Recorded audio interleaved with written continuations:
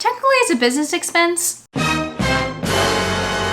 Usually whenever I buy stuff online, hey guys, it's Miki. Welcome back to the channel. Now, I don't know if anyone actually cares to see how much money I spent in a week, but as part of my 2021 goals, I actually just started tracking my expenses and things like that better.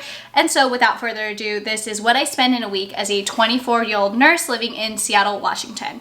So not only will I be taking you through the week, telling you what I spend on what I eat, what I drink, but also breaking down things like my rent, utilities. That way you can actually get an accurate picture of what I spend in a week. So this week actually started off on a Saturday and I was off this day, but Kevin wasn't, and so I was pretty much home by myself. The only thing that I went out and did is to get groceries from Trader Joe's, and that ended up being $70.70. This is actually a little bit more pricey than what I would normally spend on groceries, but you also have to keep in mind that this is groceries for both Kevin and myself, my boyfriend and I, throughout the week, and it also includes a lot of frozen food and things like that that we take to our workplaces during our 12-hour shifts. If you were to get takeout or food from the hospital during the week, it can cost anywhere from $8 to $15, and buying pre-packaged food from Trader Joe's is anywhere from $3 to $7 depending on how fancy you want to get.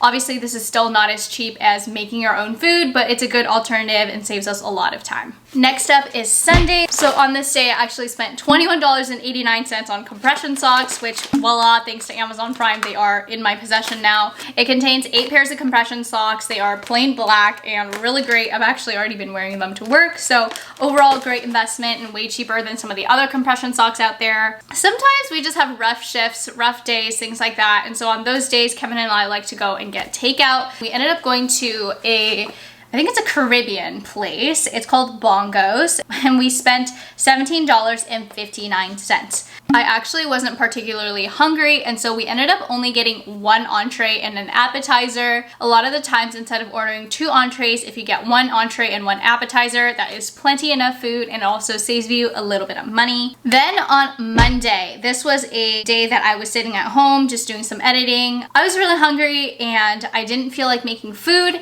and my company actually gifted us $25 Grubhub credit over the holidays, and it was about to expire, so I figured it was a good time to use it. I wanted to order some ramen as well as a chashu bowl. I still had some leftover money on there, and so I ended up just ordering an extra box of rice that I would later on eat with other food. That way I can hit the $25 limit. Tip and things like that were not included in that credit, and so I did have to pay for that out of pocket, and so all in all, that meal ended up being $5.64.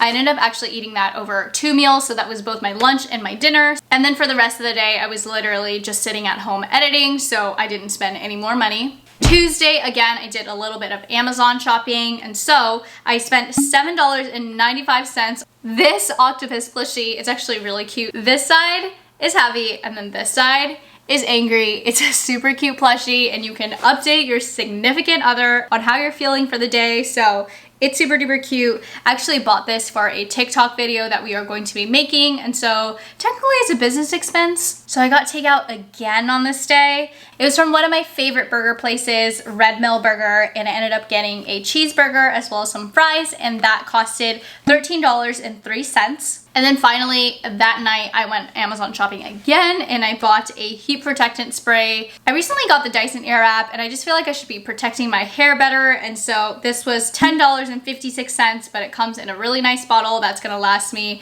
I'm sure, years to come. Now, this is where the rest of the week really gets exciting. This day, I actually worked a 12-hour shift. The great thing about 12-hour shifts is that they're usually so busy that you don't have any time to spend money, and then after the shift, you're so exhausted, so you knock right out. I ended up bringing my breakfast, my lunch, and my dinner all to work, and those were all funded by my grocery haul that I had purchased on Saturday at Trader Joe's, and so my total cost for that day was $0. On Thursday, Kevin and I had some time off together, and so we actually ended up getting some groceries. Now, this is the second time we're getting groceries this week, and honestly, that's not very typical. We like to buy snacks and things that we pack to work in bulk so that it's a little bit cheaper, and so typically we like to make one big run a month to places like Costco, Fred Meyer's. And again, keep in mind that this is groceries for 2 of us, not just for myself. And this ended up actually being $92.25.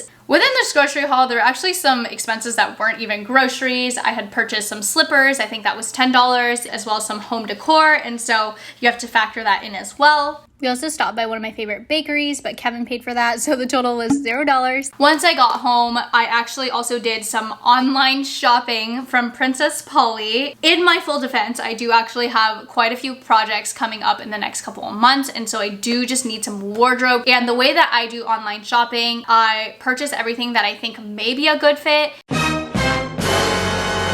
Usually, whenever I buy stuff online, anywhere from 1/4 to 1/2 is stuff that actually doesn't fit me or doesn't look good. Tried on the clothes yesterday and half of them actually don't fit me. I haven't gotten the chance to drop them off yet, which means that my actual total from that shopping haul was $193.58. I honestly want to say I'm not somebody who spends a ton of money buying superficial things like clothes. I definitely don't buy anything designer because I think it is a horrible deal. I'm lucky enough to be in the position where, because I save my money pretty well, that if I do want to buy something or if I have a project that I'm working on, I am able to make those bigger purchases. And then looking at my credit card statement, this was the day I was actually charged for my Amazon Prime membership, $131.02. I pay for my Amazon Prime membership annually in one fee instead of paying monthly payments because it is a little bit cheaper. That's why that amount is so much. I personally think that it's really worth it because, you know, you just need your stuff within 1 or 2 days, and Amazon Prime does exactly that. And then finally, for the last day of the week, this is a Friday. Again, I was working a 12-hour shift, packed breakfast, lunch, and dinner, and didn't spend a dime, so $0 there. I guess really the conclusion is that if I want to save money, I should just spend my life at work. For this next part, I am bringing in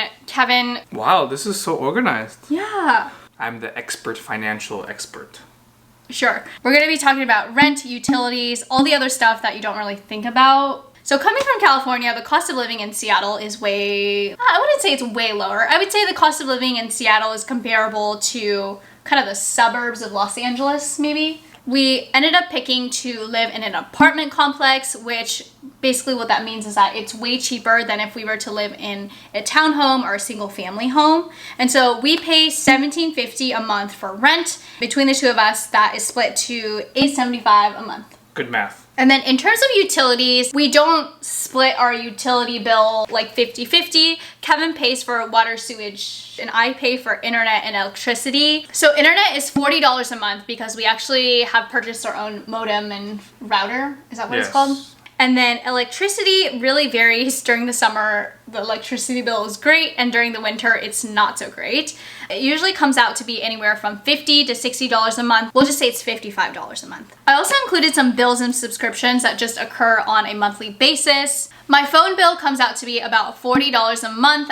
It is slightly discounted because I am on auto pay. In addition to that, I do spend $9 a month on Netflix. For the longest time, I never wanted to pay for Netflix because it just seemed like I was wasting time and money, but I finally caved during quarantine. Similarly, I am paying $15 a month for the Spotify family plan. Now, if you're wondering who's on my family plan, it's me, Kevin, my mom, my dad, as well as I think a couple of friends, and so I don't charge anyone for it. I just pay the $15. I don't think it's a big deal. I also spend $10 a month on Lightroom and Photoshop. This is what I use to edit photos and different projects. And I also spend on average $15 a month on random editing apps. So this includes Splice, things on my phone. It makes it really easy for me to edit content even when I'm on the go, so that even if I don't have my full computer and setup, I can edit wherever I'm at. That ends up being $1,044 a month. So on average, I spend about $260 a week just to live, just to pay my rent, my phone bills, as well as my subscriptions. Don't mind the fact that I completely just changed my hair color in this video, but totaling up for the week, I spent a total of $574.22 on all of my extraneous expenses, and then a total of $258.50 on basic living expenses, including rent, utilities, and subscriptions. However, if you were actually to divide my Amazon Prime membership by 12 months, then that would bring that total down to $454.10, which is a little bit more reasonable, but still not that great. Which brings my total expenses of the week to $712.60. Now, I'm not going to say anything about how I made clothing purchases, or that's not something I normally do, etc., because every week there are things that you don't expect to spend money on that you end up spending money on. What I learned from this experience is that it's just really great to track my expenses. That way I can keep an eye on exactly where my money is going and make improvements moving forward. Hopefully you enjoyed this video. If you did, please give it a big thumbs up. I would love to hear your feedback. Leave me a comment down below. Let me know what you feel like I could have done better. If you enjoyed this video, if you want to see similar videos. I left out all the things related to investments, retirement funds, my income, because I felt like that would make this video a little bit more complicated. But if you want to hear about that in the future, leave me a comment down below. I'm happy to make more videos. And as always, don't forget you're a 10 out of 10 and don't let anyone ever make you feel otherwise. And I'll see you guys next time. Bye.